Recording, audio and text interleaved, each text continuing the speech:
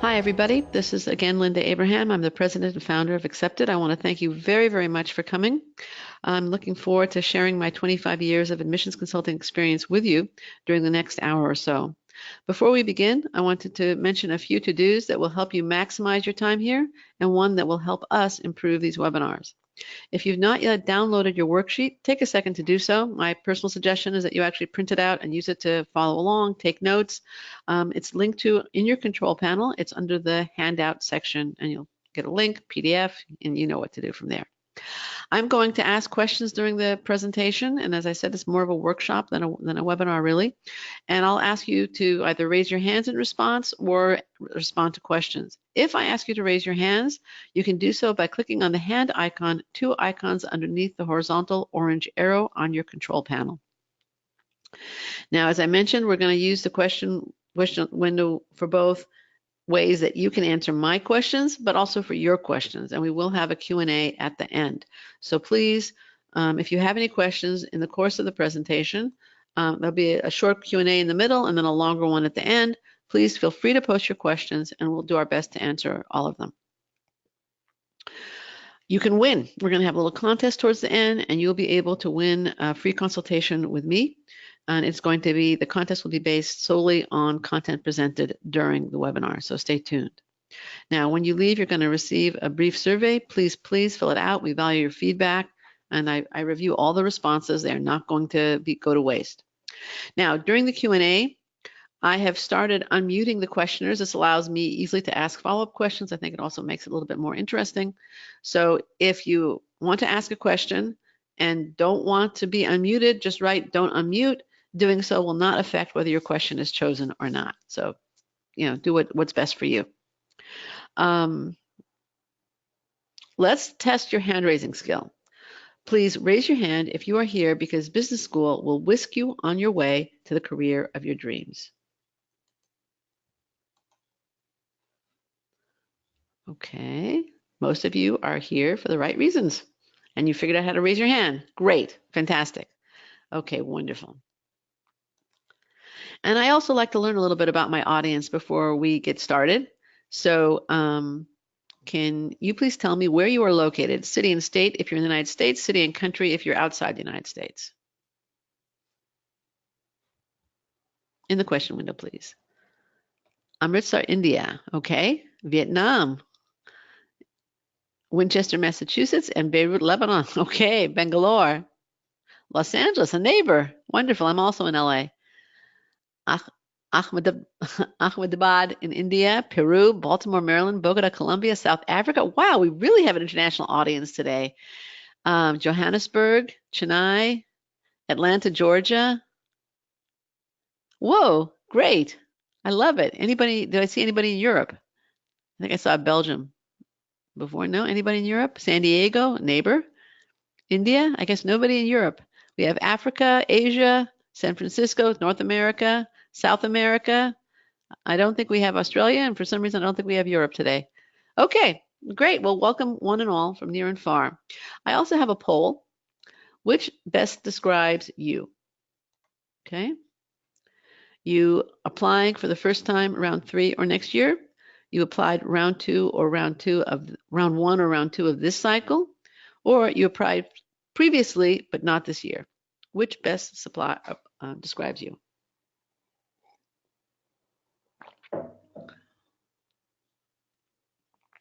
All right, we're at 77% having voted. 5, 4, 3, 2, 1. I'm going to close the poll and share the results. With 84% having voted, 77% are applying for the first time round 3 or next year. Interesting. 8% applied round 1 or round 2 of this year, and 15% applied previously, but not this cycle. Okay. All right, that's not exactly what I would have expected, but it's good to know. All right. So let's dive into the webinar itself. This is the time of year when I get lots and lots of questions. And I can pretty much divide them into 2 categories. There are variations, obviously, but let's talk about these 2. One type is something like this. I applied and was rejected at my first choice schools, either this cycle or last cycle. Apparently that's a minority of you, just about a fourth. and I just wasn't qualified, I guess. Now I want to apply to lower ranked schools. Should I try round 3 or wait until next year? The other type of question I very typically get at this time, and this might be many of you, is, I really wanted to apply earlier in the cycle, but life got in the way, whether it was projects at work or something personal, or I didn't get the GMAT score I wanted initially, I just got it later. I now have my GMAT score that I want, or GRE score. I have recommendations lined up. I know why I want to get an A. I know where I want to go. Should I apply round 3 or should I wait till next year? I suspect that that's the question that most of you are dealing with. Before we move into the meat of today's webinar, I want to lay out a few parameters.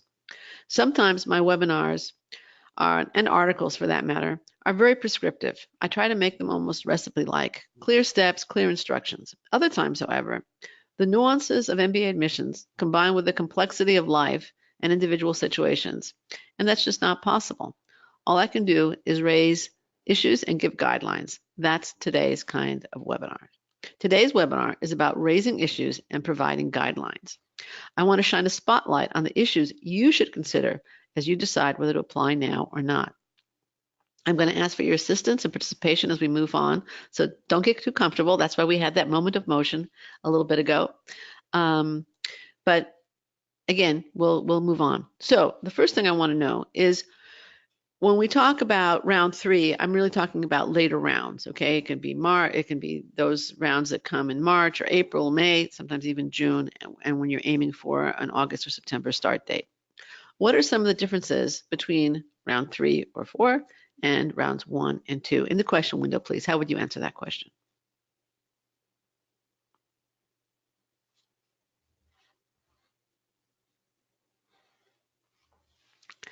What are some of the differences in your mind?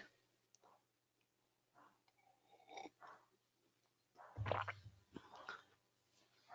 suspect we have some little latency here. Less competitive than other 2 rounds. Well, I think actually round 3 is more competitive than the first 2 rounds. Less spots available. Exactly, James. Acceptance rates tend to be lower, right? Many of the classes already been filled. Exactly, Nina. Let's see. Fewer seats, lesser scholarships, and schools looking to admit very high GMAT scores. Pretty much right, Sukanya. If I mispronounce somebody's name, please forgive me. Fewer spots available. They've seen every kind of applicant that exists. Scholarship opportunities are less, right? Acceptance rates are different and harder to get. Yeah, you're all going in the right direction. So let me tell you.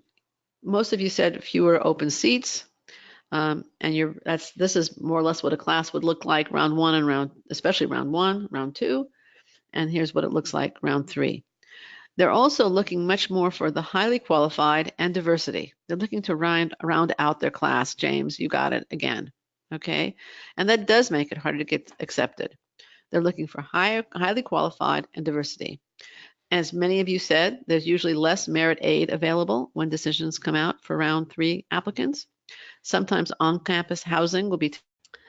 All right, so let's go back to where we were. All right, so you may not get a visa, and I was just asking you what would indicate that you should apply round 3, that you're a viable candidate round 3. Okay, thank you again for sticking around, everybody. What would make you a viable candidate for round 3?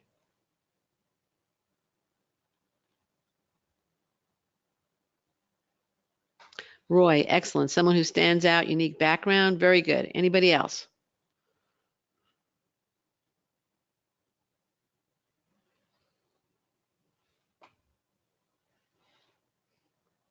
Now or never, right. 2020 or bust, high GMAT, good. Good. Yeah, you have a competitive GMAT and you have competitive grades. You have a clear goal. You know you have direction. You know which schools you want to apply to, and you really, really want to go this year. And you're willing to spend time and money now, even for a possibly reduced chance of acceptance, in order to have some chance of starting in September. I think another really important element, and some of you mentioned it earlier, is that you have diversity elements in your profile. Again, I think James had said that schools are rounding out the class. They are. They're looking for ethnic, regional, professional, or experiential diversity, something exceptional that says you will really add to the class and the school's community. Another indication, which apparently applies to relatively few of you, is that you aim too high round one and are now aiming at programs that accept a larger percentage of their class in later rounds. And this is basically true of schools outside roughly the top 20. Realize that no school has a round three with the sole purpose of rejecting everyone who applies. Now, in the last few years, we've seen MIT Sloan add round three to its application cycle, and we've seen Harvard basically eliminate round three for everybody but 2+2 candidates. So Harvard wasn't seeing it as being useful. MIT does. They've added it back now. I think this is the third year that they're having it. Nobody has it for the sole purpose of rejecting everybody. What are some indications you should wait until next year besides what we mentioned above? I'm going to go through them. Well, let me ask you, what would be some indications you should wait until next year? In the question window, please.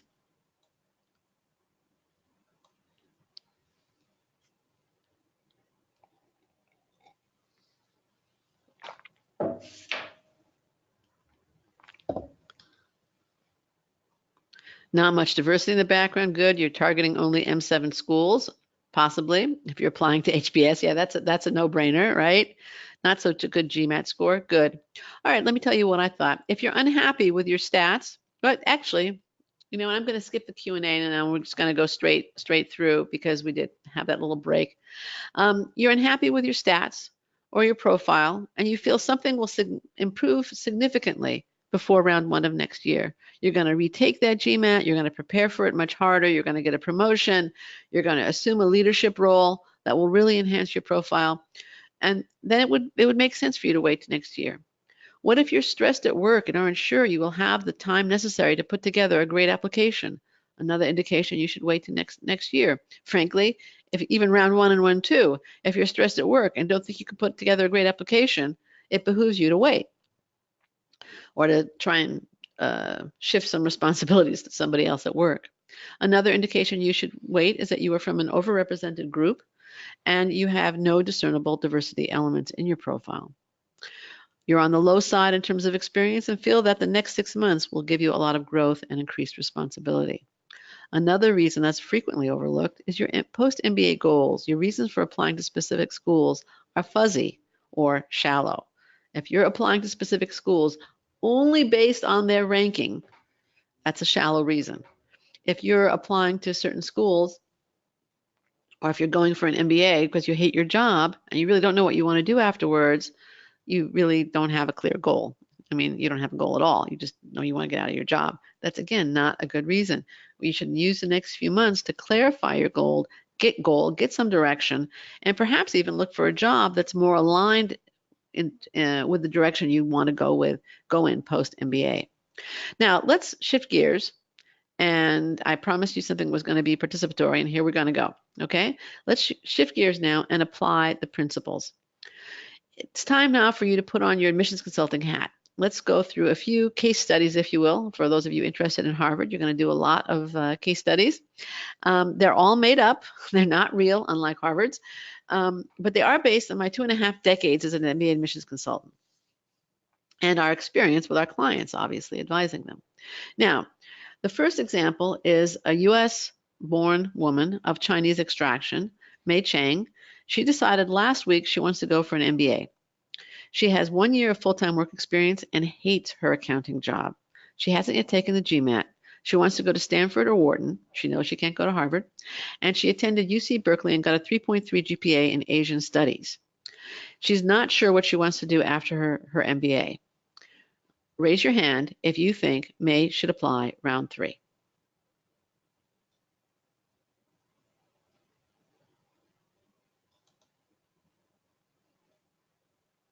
Okay, well, we got a really good group here. None of you have raised your hand. And I agree with you. She should not apply round 3. In the question window, please. What should she do to prepare herself for a successful round 1 applicant? You're right, Maria. GMAT? Absolutely. More experience in GMAT? Okay. Good. She should research her career options so that she can clarify her goals and determine which schools will best support her goal. You're right, build a career vision. Excellent, Ashwin. Develop some direction that way.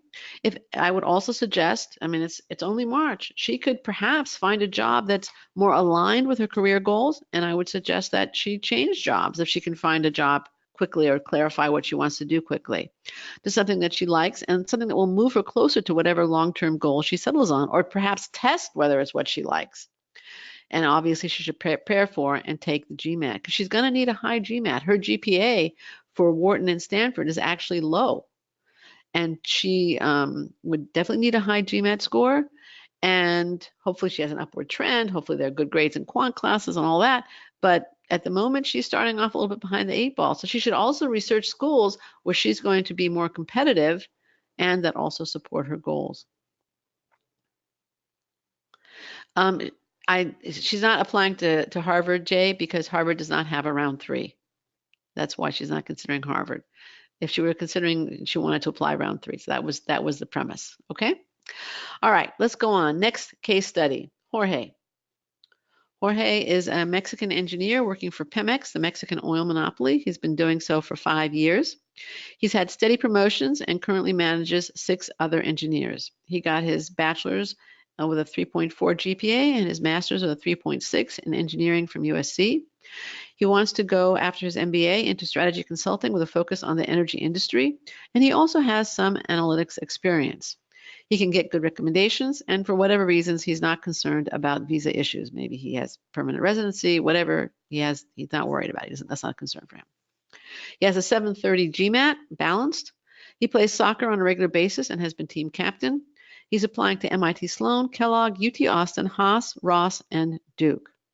Raise your hand if you think he should apply round 3.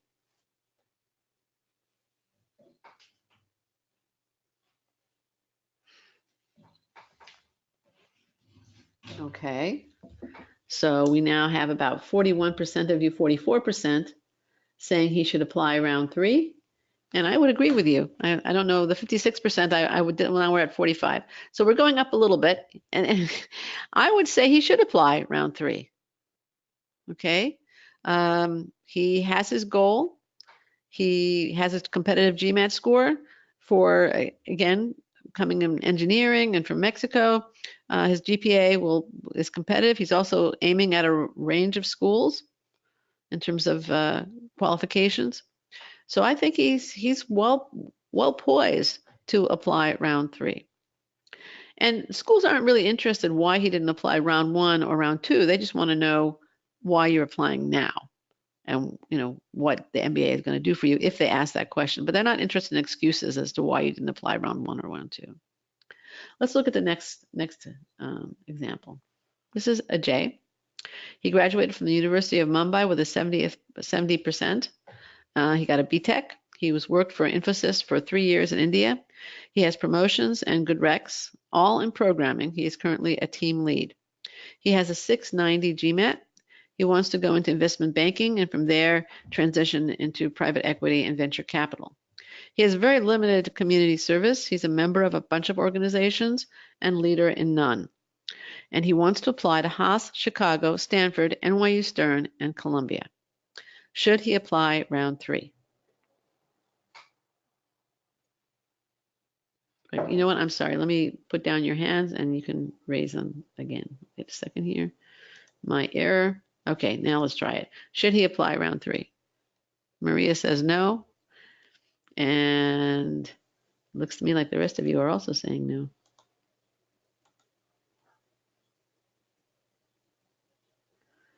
Okay. Yeah, I agree with you. Nobody is saying he should apply. And I definitely agree with you on that. Actually, one person said he should apply. He's overrepresented. He has a low GMAT. You got it.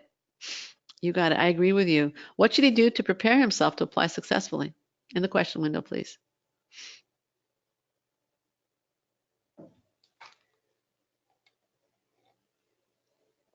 Retake the GMAT, higher GMAT. Excellent. 750 plus on the GMAT. I know he has to get 750, but certainly he needs a better GMAT. Focus on his extracurriculars, definitely improve them. Trying to assume a leadership role. Raise a GMAT. Somebody said he has to do a master's. I'm not sure he has to do a master's before he goes for his MBA, but he does, yeah. Retake the GMAT, prepare to apply to additional schools that support his goals and where he may be more competitive. Should try to move into a business role at work, not just a technical role that he's been in. He could do HBS Online, HBS Core, exactly, it's a good option. Try to move into a business role at work. He may want to consider taking a CFA exam,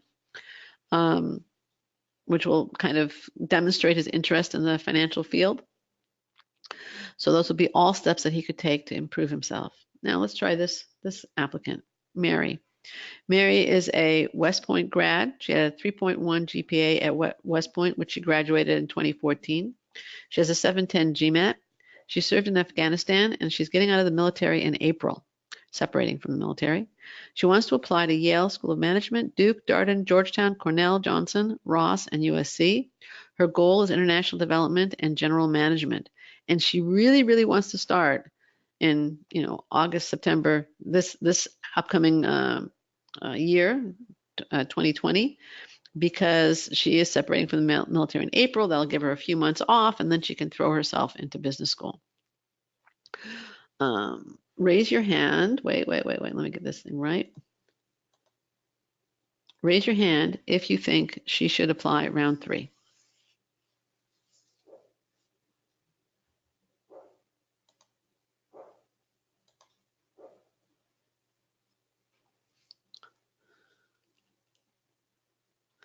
I think you're still voting. Okay, we have 38% now saying she should apply round 3. Actually got it up to 40. That means that 60% of you would tell her to wait. I would tell her to go forward. And Maria says she should go forward. I mean, she knows why she knows what she wants to do. She's applying to schools that are appropriate given her goals. For the school she's applying to, she has a competitive GMAT. Her experience is outstanding. Her goal and the schools that she's applying to are appropriate given her goal, and she really wants to start at this time. So for her, it makes sense to apply. Now, those are the case studies. And at this point, I'm going to give away a free 15-minute MBA consultation to the first 2 people who answer the next question correctly. So, there's her stats. Here we go. You ready? Get ready. Fingers over the keyboard. What are 2 indications I discussed today that you should apply round 3?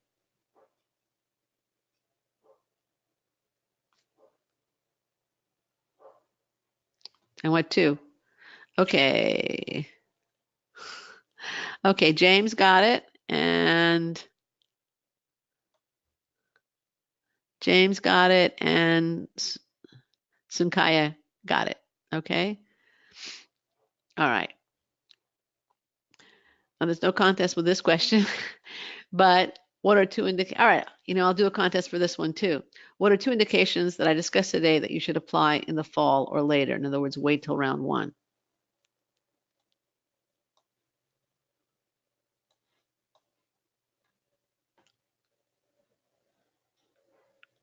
Okay. Callie and Roy. No. I'm sorry. Lindsay and Callie. I missed somebody. Sorry about that. Yep. Lindsay and Callie. Okay, Rachel, you got that? Great. All right.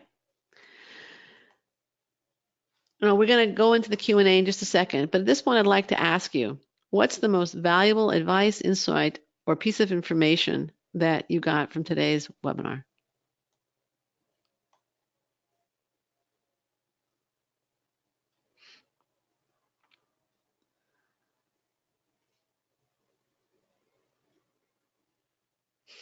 The schools won't question why you didn't apply round 1 or round 2. Great. Okay. Glad that helped.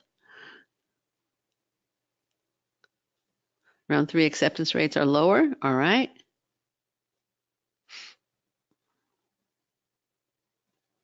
Don't panic about not applying this year. Wonderful. Gave me the confidence to go ahead and apply round 3. All right, great.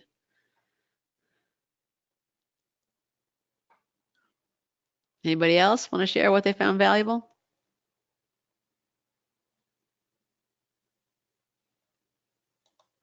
Don't have to do the master's with 70% undergrad GPA when applying to Stanford. Okay. Different strategy needed for round 3, that it's still possible for round 3. It's definitely still possible. If, just be realistic about it. Okay. And that's always something I'm trying to counsel applicants to do. Now, I've highlighted here issues you need to consider as you determine when to apply most effectively. The bottom line lesson, and the one takeaway I hope you all leave with is, and I think it's coming out, it's coming out in your responses to me. And I would like to respond to Roy's question. Can you mark that, Rachel?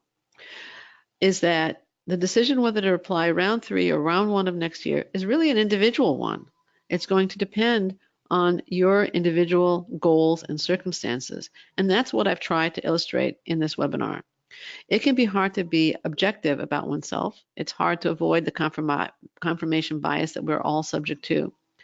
And as was noted at the beginning of the webinar, in a group setting, we can raise issues to think about and give guidelines, but really we can't go beyond that until you take advantage of the expertise and experience that exists on accepted staff. One-on-one, we can explore and help you develop an action plan based on your responses to the following questions. How important is it to you to start your MBA in September versus waiting a year? How important is it to you and the achievement of your goals to go to a top MBA program? How important is it to you that you apply once or just one more time? Because I know many of you are reapplicants. How can you optimize your application whether you decide to apply round 3 or next year? We would love to guide you in choosing when and where to apply, and then in optimizing your MBA application so that you apply confidently and successfully. Thousands of successful MBA applicants have benefited from our support during our 25 years in business.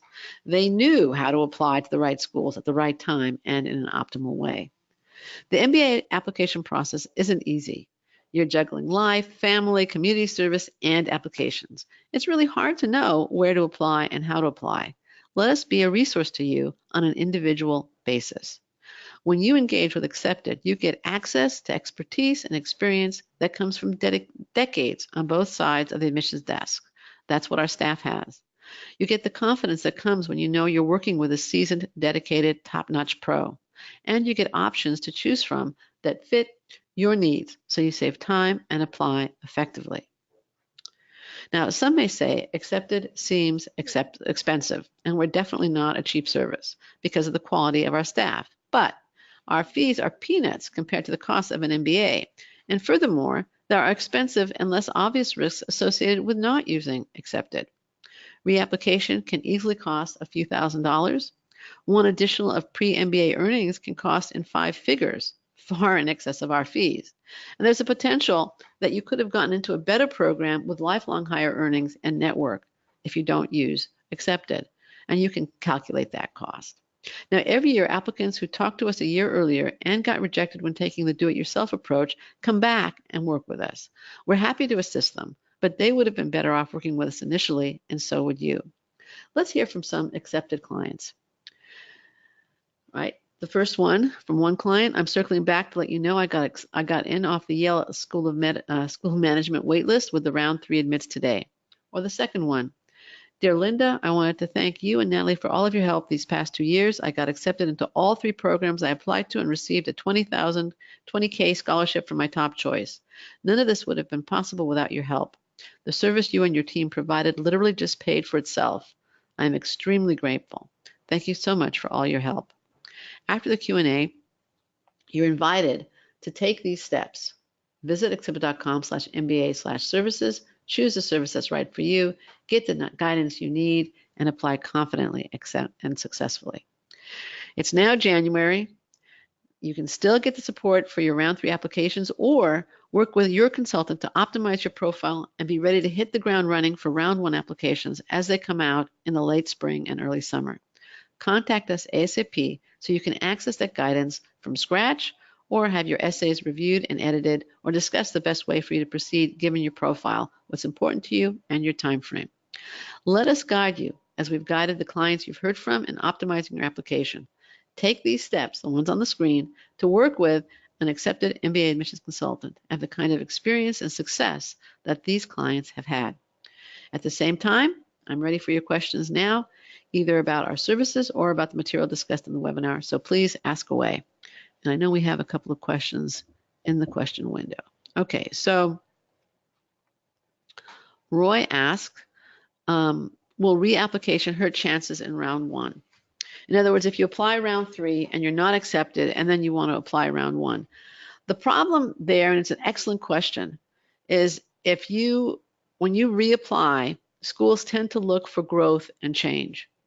So if you're basically doing everything that you were doing, round 3, when round 1 rolls around, it's a little bit more of a challenge to show that growth. If you, let's say, were waitlisted round 3 or interviewed round 3, I think that's a little bit less of an issue because clearly they were interested, and you can assume that the numbers just didn't permit your acceptance. But if that becomes a challenge, and it's a very good question, Roy. All right, now Kristen asks, and actually I'm going to unmute. I forgot about unmuting. Let me try and unmute Kristen. Is that okay, Kristen? Will be a little bit more interesting than just hearing me. Okay. Oh, I can't even unmute you. There's nothing to unmute. Okay, so I'll just read and answer your question. Is it helpful to apply round 3 so you can build a rapport feedback with admissions offices and also get the experience of applying even though you're unsure if you would be an acceptance? I don't recommend that, at least partially for the reason that I gave Roy a minute ago. I think that I've heard, look, schools don't penalize reapplicants, but they do want to see growth. They want to see that something changed. So in terms of making connections with admissions offices, go to their events, go to receptions, go to their events, connect with recent alumni and current students. If you can, visit the schools. That would be a far better use of your time and money than kind of just throwing an application out there. That would be my advice. Okay, let's see what else we have.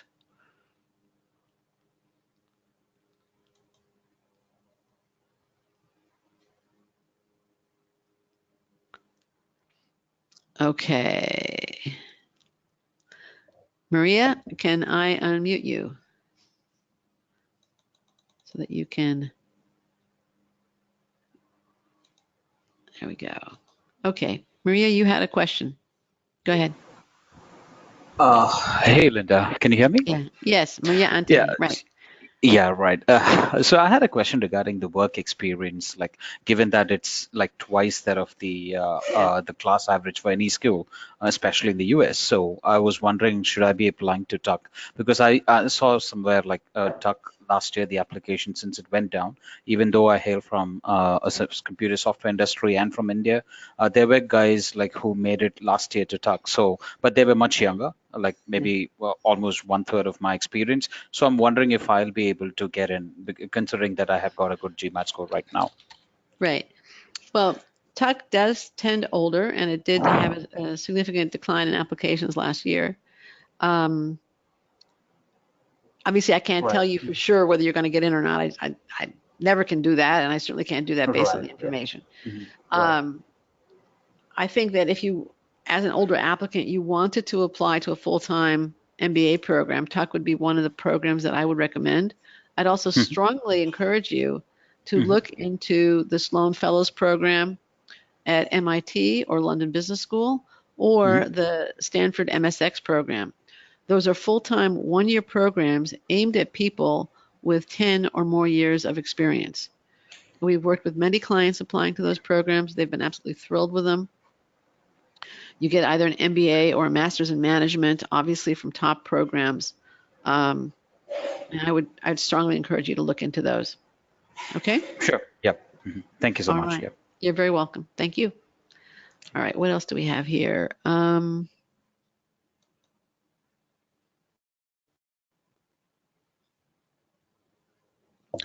Okay.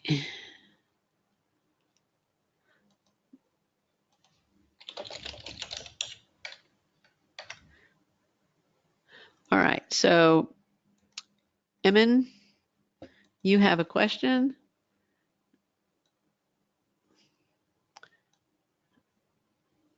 Do you want to ask it? I muted you. Nope, that's not going to work. Okay. Emin's question is a very simple one. Which schools accept more applicants in round 3?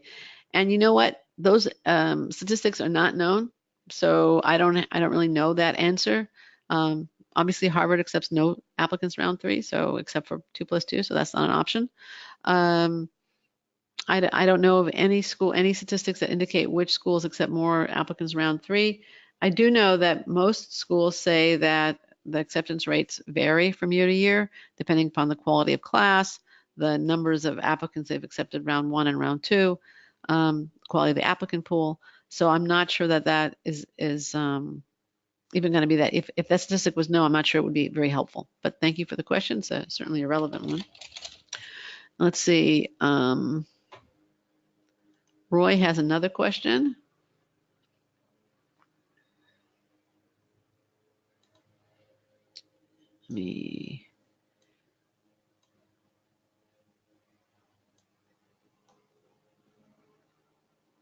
Roy, do you want to ask your question? Actually, I can't unmute you.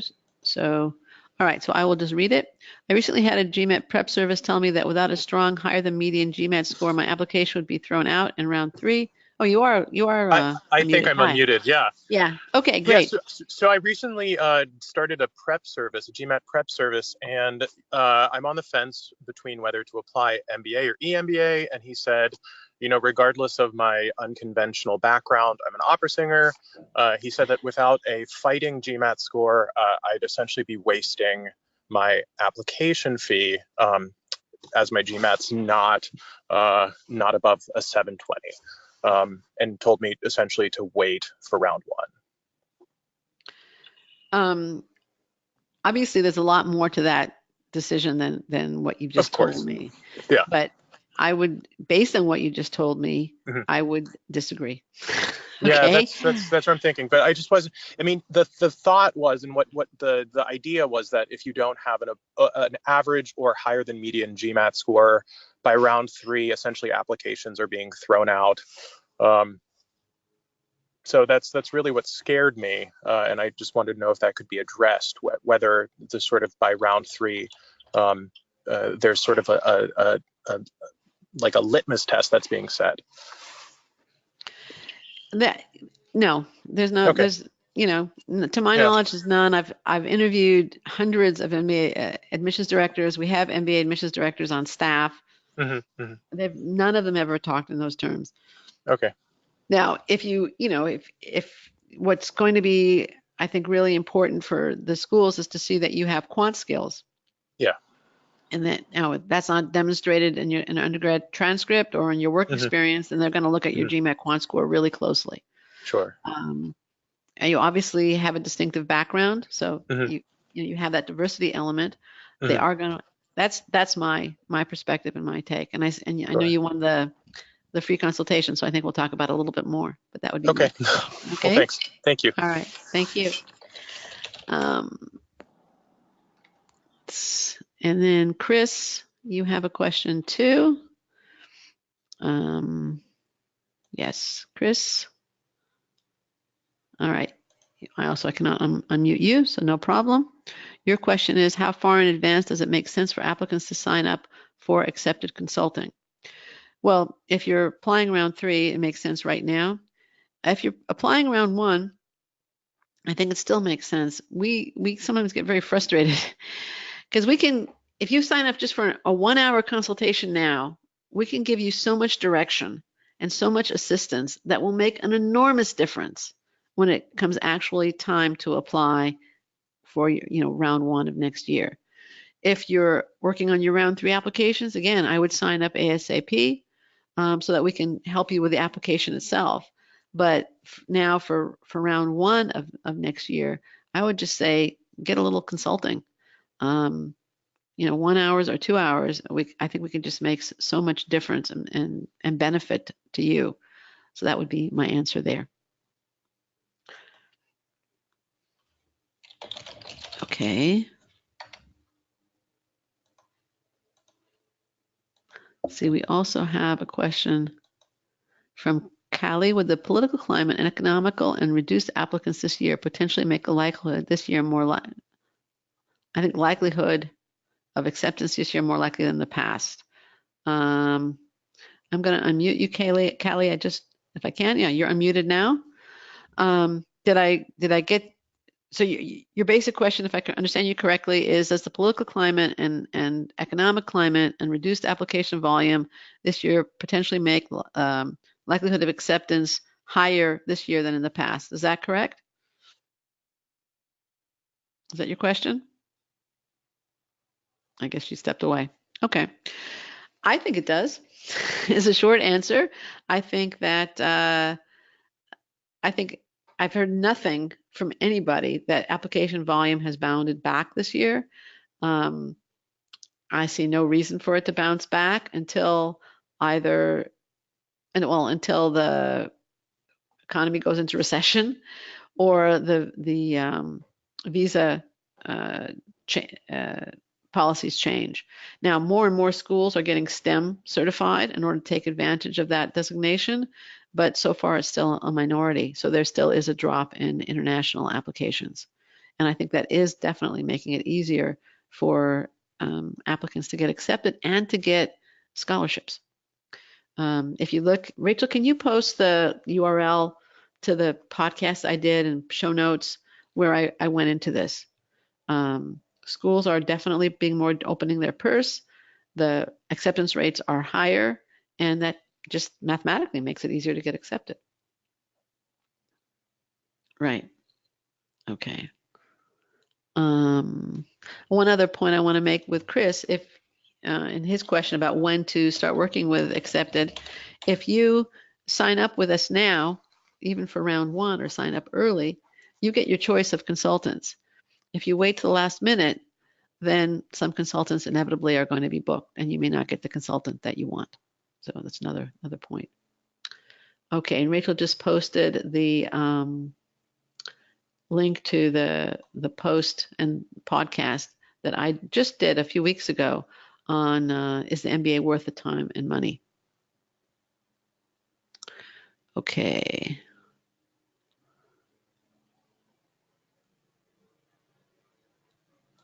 Let's see, Shrey. I'm going to take your question and unmute you. No, can't unmute. Okay, no problem. So Shrey wrote, I'm an Indian engineer currently in a family business for the past 7 years. I plan to take a GMAT in 45 days. I'm 30 years old and want to apply to U.S. schools. Is age a deciding factor for schools to reject a candidate? Should I apply to round 3 or round 1? Better chances. All right, well, as in most of these cases, I do need some more information. But to answer some of your questions at least, schools are basically aiming at 3 to 8 years for the full-time regular MBA program. So you're going to be at the very upper end of that range if you wait till round 1. I don't advocate rushing into a round 3 applicant. I can't. I believe you're also in India, so you could have visa issues. I would rather see you get a really, really strong GMAT because you are from a highly competitive applicant pool. Clarify your goals, clarify which schools you want to apply to in the US, and then apply, round 1. Yes, you will be turning 31 somewhere in the course of next year. I realize that. And that's at the higher end, both in terms of age and experience, but it's not a knockout. As long as you have those clear goals, really good experience, leadership, all the things that, applicants should have. Now, Rachel, do we have the landing page up for our 7 steps to MBA acceptance in 2021? Because I will be offering that webinar in about a month, and that no, it's not up yet. Okay, so just watch out for it. We'll be posting it on the blog and sending out emails and all that. So I'll go into more what you need to do to be ready for round one. I think I would, if I were Shrey though, I would wait till round one. But thank you for the question. And let's see. Any other questions? I don't think so. So in that case, I want to thank you for coming, for your questions, your time and attention. And I have a final thought and a story. The thought: you are about to invest out of pocket over $100,000 in approximately 21 months of your life to obtain an MBA. The purpose of the degree is to enhance your professional opportunities such that your enhanced earning capacity and personal rewards will far exceed the costs. And per GMAT data, for the overwhelming majority of MBA alumni, that is true. And it's been true for years. It's still true, and it's been that way for a long time. Given the stakes and the benefits of an MBA, doesn't it make sense to invest a few $100s, our minimum is $330, to get in the best school for you? And here's the story of one client who had some special circumstances when he applied, not necessarily bad, but definitely different. And he wrote, after being accepted, Linda and Jennifer, thank you so much for your personalized help with every step of my application. I decided to accept the Stanford GSB's offer to begin my MBA this year. I am humbled and grateful for how you went the extra mile to advise me. It means a lot to me and has left a deep impression on me that you continue to invest so much of your valuable time in advising me. I'm really grateful and wish you, your families, and the accepted team all the best. Thanks again, Michael. And let's face it, everyone has special circumstances. You're all different, and you all deserve the individual guidance that will stop you from spinning your wheels and help you optimize your applications so that you can get into the MBA program that will skyrocket your career, whether it be round 3 or next year. Engage with a guide who will kindly give you insightful, trustworthy, and necessary feedback to help you get into your favorite schools so that you can pursue your dream career. Now, the people, to get that guidance, follow the steps on the screen, which are the steps taken by all the applicants you've heard from. They were once in your shoes, nervously considering when and where and how to apply. They sought acceptance help and successfully navigated the MBA application process to acceptance. They applied confidently and successfully. They're now pursuing their dreams. Do as they did and pursue yours too.